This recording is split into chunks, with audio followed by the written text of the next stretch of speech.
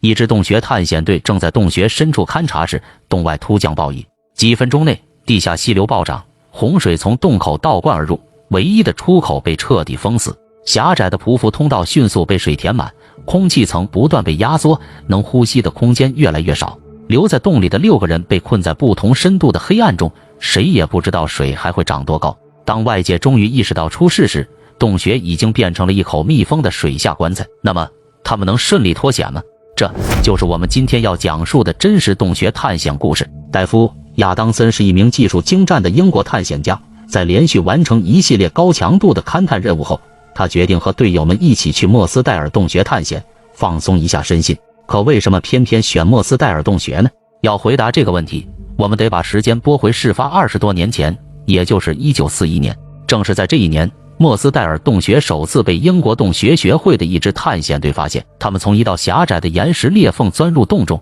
这样的裂缝恐怕连当地人都想不到会有人愿意爬进去一探究竟。这座洞穴和普通洞穴截然不同，它形成于厚厚的石灰岩地层中，属于约德尔灰岩构造的一部分。这类地质结构通常不利于纵深洞穴系统的发育，但莫斯戴尔洞穴却是个例外。它不仅纵深极长，还拥有不计其数的分支隧道，仅几十厘米宽的狭窄匍匐通道，以及大片常年积水的区域。除此之外，莫斯戴尔溪的溪水还会直接流入洞穴入口，水量随天气变化而增减。这座洞穴最显著的特点，同时也是它最大的危险之处在于，一旦遭遇恶劣天气，整座洞穴就极易被洪水完全淹没。洞穴内的许多区域，尤其是马拉松匍匐通道和原马拉松通道这样的路段，洞顶高度仅有25至30厘米，逼得探险家们只能侧身匍匐前进。对于有幽闭恐惧症的人来说，这绝对是一场噩梦。莫斯戴尔洞穴的另一大地质特征是水流的神秘消失与重现。主溪流从洞口涌入后，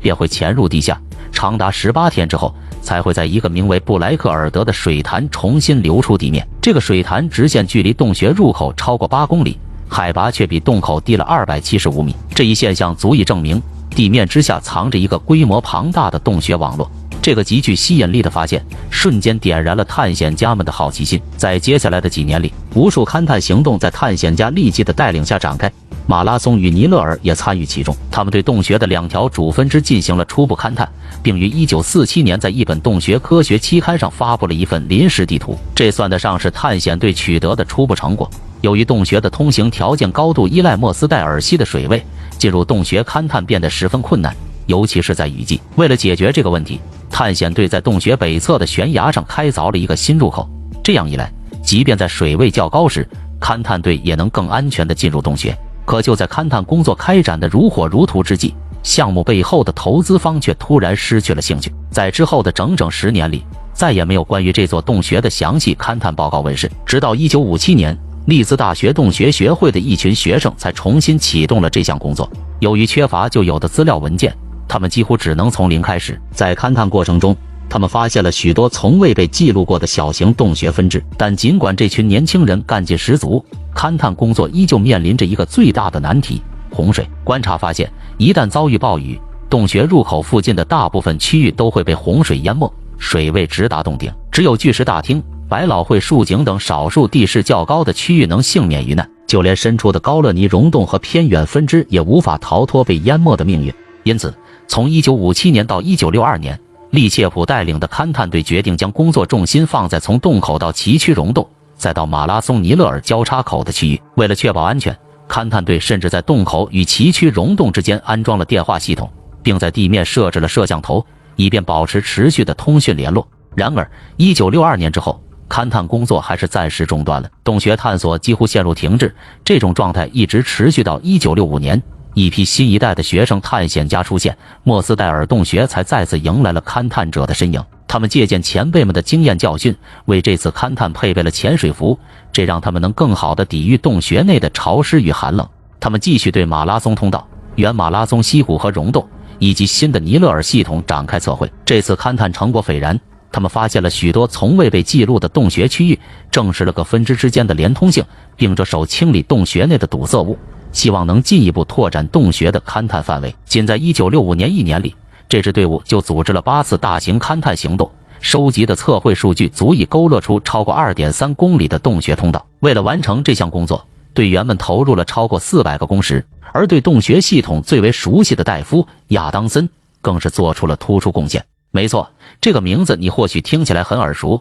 他正是我们本期故事的主角。勘探工作结束后，新绘制的地图显示，这座洞穴的已探明通道总长超过8公里，莫斯戴尔洞穴也因此正是跻身英国最重要的洞穴系统之列。但显然，这仅仅是一个开始，尤其是对戴夫而言，他的心里始终萦绕着几个问题：那些被岩石堵塞的区域背后究竟藏着什么？会不会有一个更庞大的洞穴系统，正等待着人们去发现？正是这些未解之谜，促使戴夫收拾好行囊，踏上了下一段探险之旅。1967年6月24日，这支探险队共计10人，包括8名男性和2名女性，戴夫的女友莫拉格也在其中。起初，全队计划深入洞穴最偏远的分支，继续勘探那些从未有人踏足的区域。但在出发前的几天里，尽管流入洞穴的吸水量低于预期，北部地区的天气预报却警告称可能会有阵雨出现，因此深入洞穴腹地勘探的计划存在极大的安全隐患。面对这样的情况，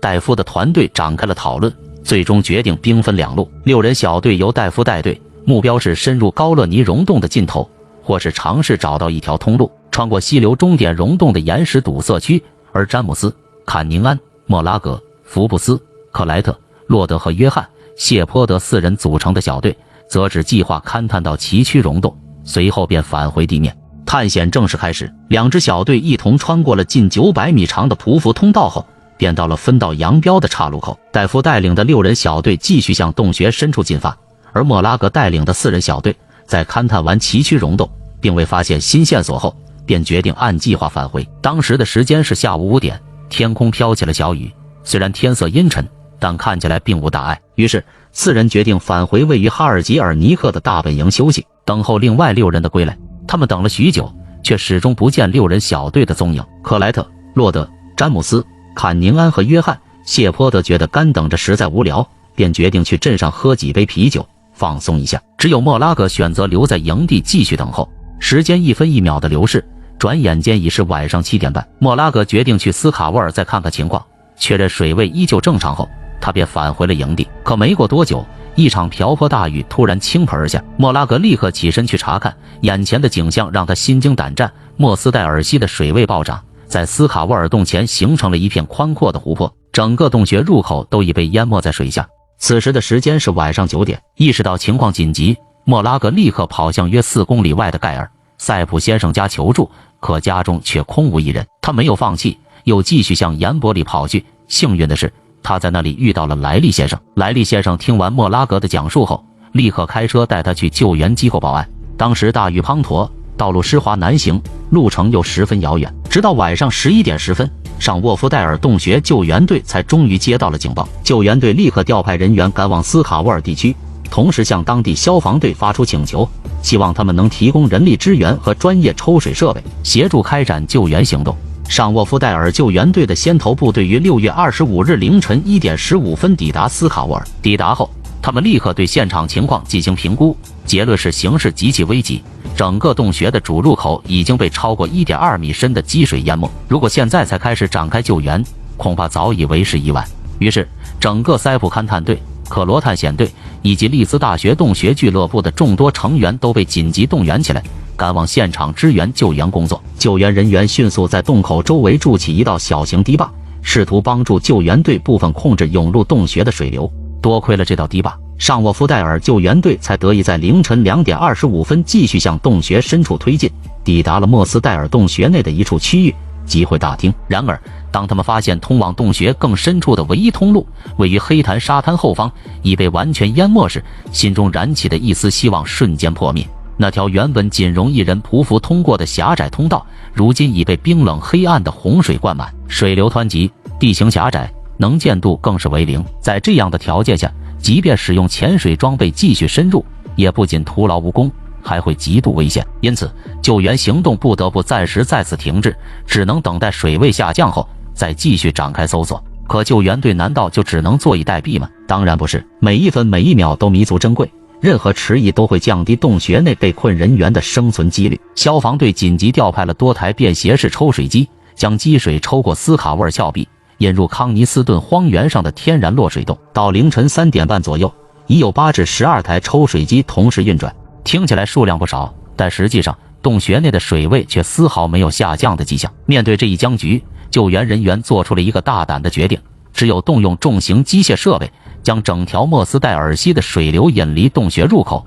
才能彻底扭转局面。计划的具体内容是，沿着斯卡沃尔峭壁开凿一条长约120米、深约1.8至2.4米的泄洪道，与此同时，修建一道坚固的堤坝，彻底阻断溪流的原有流向，迫使所有溪水沿着新开辟的泄洪道流动，远离位于峭壁正下方的天然落水洞。这看起来是一个不可能完成的计划，但却是当时唯一的选择。于是，在恶劣的天气和复杂的地形条件下，数百人齐心协力，展开了一场与时间的赛跑。经过数小时的不间断奋战，到了周日早上8点，好消息终于传来，洞穴内的水位开始出现轻微下降。此前被洪水淹没的部分区域，包括淹没荣耀区和涉水段，如今已经可以通行，这让救援人员燃起了新的希望。失踪的6人或许已经成功撤退，在巨石大厅或附近竖井等高处找到了避难所。但坏消息也随之而来，救援人员在崎岖溶洞展开搜索，却没有发现任何失踪人员的踪迹。更糟糕的是，他们注意到崎岖通道内出现了湍急的水流，这一现象让洞穴探险家们深感反常，因为从地形特征来看，这段通道本不该被洪水淹没。经过调查，原因终于水落石出，虹溪通道内有一处狭窄的积水坑，无法容纳主溪流涌入的巨大水量，导致水流被迫倒流回直行通道，灌入崎岖溶洞，进而淹没了崎岖通道。水流在尼勒尔交叉口一分为二，一股流向马拉松区域，另一股则涌入一条名为尼勒尔的狭窄通道。这一情况表明，洞穴的排水能力已经超出了自然承载极限，导致深处的通道被洪水淹没，彻底无法通行。此时水位仍在上涨，内部通道的积水还在不断加深，继续深入洞穴已无可能。现在唯一的希望就是洞口外正在修建的堤坝能够尽快完工并投入使用，从而减轻水流压力，让洞穴内的水位下降到安全水平，以便继续开展搜救工作。对于像救援队员这样熟悉莫斯代尔洞穴的人来说，他们心里很清楚，被困队友的生存几率已经微乎其微，但他们依旧不愿放弃，哪怕在崎岖溶洞之外，只有极少数区域可能暂时安全，那也是一丝希望。戴夫和他的队员都是经验丰富的探险家，装备齐全，应变能力极强，在最极端的条件下，他们也应该能够找到避难所，等待12至24小时，待水位下降后再自行寻找出路。所有人都抱着这样的希望，但时间却在1分1秒的流逝，转眼已是正午时分。流入洞穴的莫斯代尔溪溪水已经变得细若游丝，几乎完全断流。可即便如此，依旧没有任何失踪人员逃出洞穴，或是在洞内某处发出求救信号的迹象。没有任何声音，没有任何光亮，没有任何动静，只有一片沉重的寂静笼罩着漆黑的洞口，让所有在外等候的人心中的焦虑愈发强烈，一种不祥的预感也越来越清晰。6月25日中午12点40分，随着斯卡沃尔的河道改道工程和堤坝正式投入使用，一支6人小队被派往洞穴，对马拉松通道区域展开勘探。下午1点25分，另一支6人小队紧随其后，提供支援。在此期间，连接洞口与崎岖溶洞的电话线开始出现故障，信号时断时续，给各小队之间的协调工作带来了极大困难。与此同时，天气预报再次发出警告，称当天下午可能会有更多降雨，这无疑加剧了全体救援人员的心理压力和行动风险。终于，在当天下午5点40分，第一支搜救小队传来消息，他们在原马拉松西通道的尽头发现了5具遇难者遗体。最坏的情况终究还是发生了，5具遗体的发现似乎意味着这场悲剧已经落下帷幕。但等等，探险队一共有6名成员，不是吗？于是全体救援人员再次投入到搜索工作中。可到了傍晚6点，在恶劣条件下连续奋战了一整天后，救援队员们已经身心俱疲，现场指挥官不得不做出决定，暂时停止对第6名失踪人员的搜索工作，遗体的辨认与打捞工作也推迟到第2天进行。新的一周开始了，可周一的情况却雪上加霜。经过一夜的暴雨侵袭，本就不太稳固的堤坝结构变得更加岌岌可危，洞穴内救援小队之间的地下通讯系统也彻底瘫痪。当救援队员们终于得以重新进入洞穴时，又一个严峻的问题摆在了眼前：熟悉洞穴偏远区域的资深勘探人员严重短缺，导致人力调配效率低下，大量精力被白白浪费。最终，随着新一轮降雨的来临，全体救援人员被迫在下午5点前撤离了洞穴。又一天过去了，依旧毫无进展。6月27日，周二，整个上午，3台挖掘机都在不停作业，修建一道约 1.8 米高的加固堤坝。到了这个时候，救援行动的目标已经从救人转变为辨认遗体，并为打捞工作做准备。救援小队被派往洞穴深处，对马拉松系列通道的远端进行全面勘探。戴夫、布鲁克、艾伦、布鲁克、戴夫、豪伊特等6人组成的小队进入洞穴，经过3-4个小时的仔细搜索，依旧没有找到第6名失踪人员的踪迹。尽管他们已经对整个偏远区域进行了彻底排查，之前发现的5具遗体也全部完成了身份辨认，但唯独约翰·奥格登依旧下落不明。凭借布鲁克兄弟和戴夫·豪伊特对洞穴的深入了解，他们判断奥格登的遗体应该还在马拉松区域内，可能性较小的情况是遗体被留在了某个尚未排查的较近区域。或许在洪水涌入的那一刻，奥格登冲到了队友们的前面。另一支由肯·皮尔斯、休·基德博士和托尼·萨拉蒙组成的小队也进入了洞穴，他们的任务是评估打捞遗体的可行性，并确定遇难者的法定死因。布鲁克小队于晚上7点半返回地面，带回了一些用于身份辨认的物品，其中包括一件潜水装备。经确认，这件装备属于约翰·奥格登。晚上9点，基德博士的小队也返回了地面，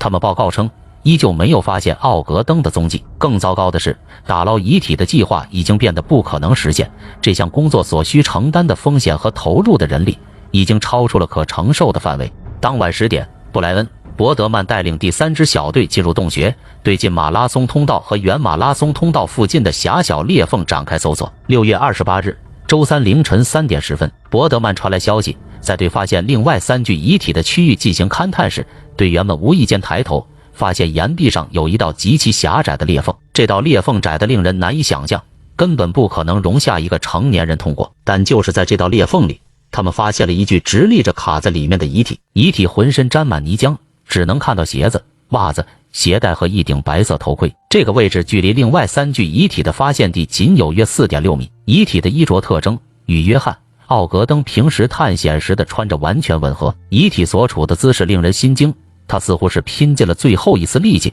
试图爬进这道岩石裂缝，去寻找那最后一丝可供呼吸的空气。6位之友，6位经验最丰富的洞穴探险家，就这样在这场突如其来的灾难中一同殒命于幽深的洞穴之中。救援队员们心中只剩下一个念头，一定要让遇难者的遗体得到妥善安葬，让他们长眠于洞穴之中，免受未来洪水的侵扰。大多数队员都认为打捞遗体已经不具备可行性，于是有人提议将遗体安葬在附近一处易于抵达的死胡同竖井内。这个竖井距离发现4具遗体的位置很近，这个方案被认为既合理又切实可行，但前提是需要足够的人力支持，并且要持续维护改道堤坝的正常运转。第二天一早，3支6人小队被动员起来，执行这项艰巨而沉重的任务。与此同时，封堵竖井并建造纪念碑的计划也在同步推进。然而6月28日周三的早上，天空又一次下起了雨，所有计划中的救援和安葬工作都被迫中断。